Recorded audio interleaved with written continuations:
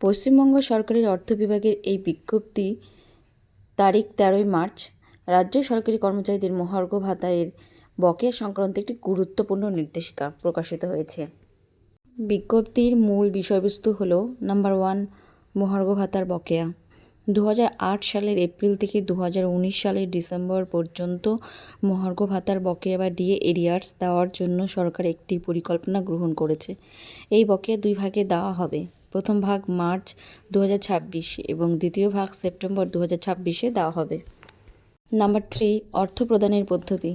Group এ, B, C এর কর্মচারীদের বকেয়া তাদের জেনারেল প্রভিডেন্ট ফান্ড জিপিএফ অ্যাকাউন্টে জমা করা হবে, আর গ্রুপ ডি এর কর্মচারীদের বকেয়া সরাসরি তাদের ব্যাংক অ্যাকাউন্টে জমা হবে।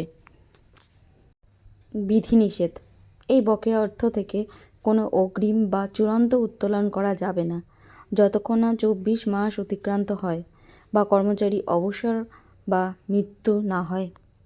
নাম্বার 5, বিল প্রক্রিয়া।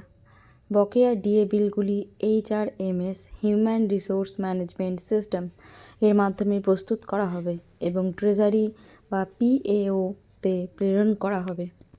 নাম্বার 6, সুপ্রিম কোর্টের নির্দেশ।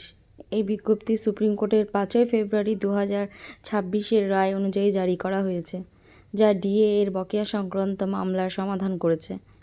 সারসংক্ষেপ হলো, এই বিজ্ঞপ্তি রাজ্য সরকারি কর্মচারীদের জন্য মহার্ঘ ভাতার বকেয়া প্রদানের একটি পদ্ধতি নির্ধারণ করেছে, যা 2 কিস্তিতে দেওয়া হবে এবং নির্দিষ্ট নিয়ম ও শর্তাবলী মেনে করা হবে।